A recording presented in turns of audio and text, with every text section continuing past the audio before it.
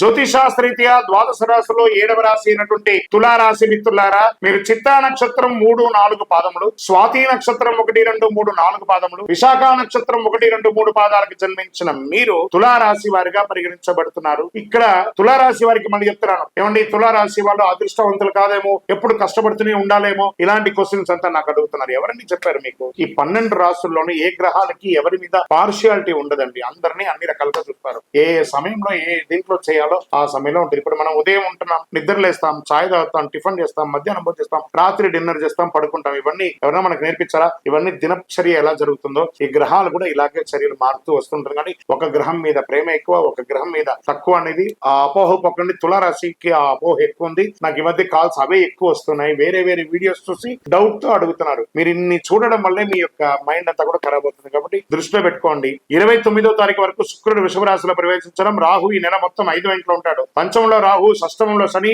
సప్తమంలో శుక్రుడు, అష్టమంలో రవి బుధుడు, భాగ్యంలో గురుడు, దశమంలో కుజుడు, భాగ్యంలో కేతు. గోచార గ్రహస్థితులన్నింటినీ బట్టి కాస్త మిశ్రమం కూడా చెప్పొచ్చు. ఈ నెల ఇతరుల విషయంలో పట్టించుకోకండి. ఆదాయం బాగా వృద్ధి చెందుతుంది, బాగా నిలదొక్కుంటారు. అవకాశాలను సద్వినియోగం చేసుకోండి. ఆకస్మిక ధన లాభాలు అవకాశం ఉన్నాయి. ప్రముఖులతో పరిచయం పెరుగుతాయి. కుటుంబంలో శుభ పరిణామాలు అనుకూలిస్తాయి. ఏ ప్రయత్నం తలపెట్టినా విజయం పొందుతారు. ఉద్యోగంలో ఆదరణ, ప్రోత్సాహం పెరుగుతుంది. కొత్త ఉద్యోగం ప్రయత్నం చేస్తున్న వారికి అవకాశాలు ఉన్నాయి. విదేశీ ఉద్యోగం వారికి కూడా అవకాశాలు. రుణాలు చూసి చేయండి. మాస ద్వితీయంలో జాగ్రత్త. అప్పులు తీసుకోవడం గాని, మాట ఇవ్వడం గాని, కోర్టు కేసులు గాని, 3వ వారంలో కాస్త జాగ్రత్త.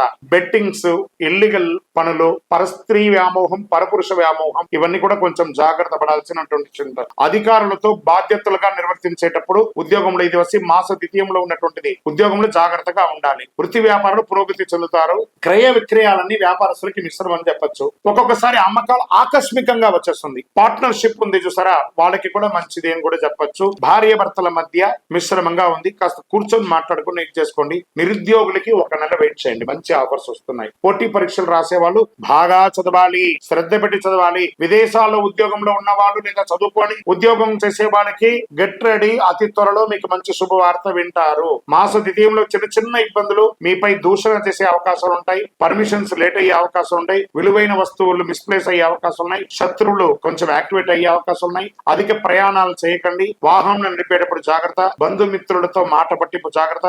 మీతోనే ఉండి మిమ్మల్ని ఇబ్బంది పెట్టే వాళ్ళు కొంతమంది ఉంటారు. వాళ్ళని గుర్తించి తులారాశి మిత్రులారా వాళ్ళని అవాయిడ్ చేయండి. ఆరోగ్యపరంగా ఒత్తిడి వస్తుంది. నాడీ సంబంధించి, కిడ్నీకి సంబంధించి, కడుపుకు సంబంధించి చిన్న చిన్న ఆరోగ్య సమస్యలు ఉన్నాయి, జాగ్రత్త పడండి. రాజకీయ నాయకులకి ఇది మిశ్రమం, జాగ్రత్త. షేర్ మార్కెట్ కూడా మిశ్రమమే. వ్యవసాయదారులకి బాగుంది. సాఫ్ట్వేర్ రంగం వారికి కూడా మిశ్రమమే. మీడియా రంగం వారికి, స్పోర్ట్స్ రంగం వారికి కాస్త బాగుందని చెప్పొచ్చు. వివాహం కాని వారికి శుభ సమయం అని చెప్పొచ్చు. అదృష్టం కలిగించే రోజులు ఈ నెల 2, 5, 8, 12. అదృష్ట సంఖ్యలు 1 మరియు 3. చంద్రాష్టమం 22/6/2025 11 గంటల 3 నిమిషాల నుండి మొదలు పెడితే 24వ తారీఖున 11 గంటల 48 నిమిషాల రాత్రి వరకు చంద్రాష్టమం ఉంటుంది. 2.5 రోజులు జాగ్రత్తగా ఉండండి. సంకష్టహర చతుర్థి రోజు గణపతికి గరికతో పూజ చేయండి. దుర్గా సప్తశతి పారాయణం చేయండి. మీ ఇంటి ఇలవేల్పోయినటువంటి స్వామివారి దగ్గరికి వెళ్లి మీ యొక్క వయసు సంఖ్య ఎంత ఉందో అన్ని దీపాలు వెలిగించండి. అతి శక్తివంతమైనటువంటి 48 రోజులు పూజ చేసినటువంటి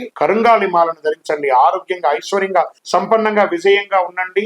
ఇంకను మీ యొక్క వ్యక్తిగత జాతకం తెలుసుకోవాలనుకుంటే కింద నంబర్ కి మీ యొక్క పేరు, date of birth, time of birth, place of birth WhatsApp చేయండి. విజయోస్తు. జాతకం అంటే ప్రతి ఒక్కరికి కూడా ఒక భయం. ఈ నెల నాకు ఎలా ఉంటుంది, వ్యాపారం ఎలా ఉంటుంది, ఉద్యోగం ఎలా ఉంటుంది, ఆర్థికంగా ఎలా ఉంటానని ఒక భయం ఉంటుంది. దాన్ని తీసేయడం కోసమే ఈ యొక్క నెలవారీ గోచార గ్రహస్థితులు. ఈ గోచార గ్రహస్థితుల ద్వారా వచ్చే ఫలితాలు మీ వ్యక్తిగత జీవితానికి ఒక 30% మాత్రమే వర్తిస్తుంది. మీ యొక్క వ్యక్తిగత జాతకం ద్వారానే సంపూర్ణ జాతకం అనేది వస్తుంది. మళ్ళీ చెప్తున్నాను, జాతకం అనేది పడుతున్న వర్షానికి ఒక గొడుగు మాత్రమే, కానీ జాతకం జీవితం కాదు. మళ్ళీ జాతకాన్ని ఎవరెవరు అడగాలి అంటే 21 వయసులోపు ఉన్న వాళ్ళు అడగకూడదు. 60 వయసు పైచిలకు వాళ్ళు అడగకూడదు. ఎందుకంటే వాళ్ళు పెద్దవాళ్ళు కాబట్టి వాళ్ళకి అన్ని తెలుసు. ఆర్థికమైనటువంటి లావాదేవీలు చేసేసి అప్పులు తీరడానికి కోసం జాతకం అడిగితే, జాతకం చెప్పించుకుంటే అప్పులు తీరవు. ఇల్లీగల్ అఫైర్స్ గురించి అడగకూడదు. నమస్కారం.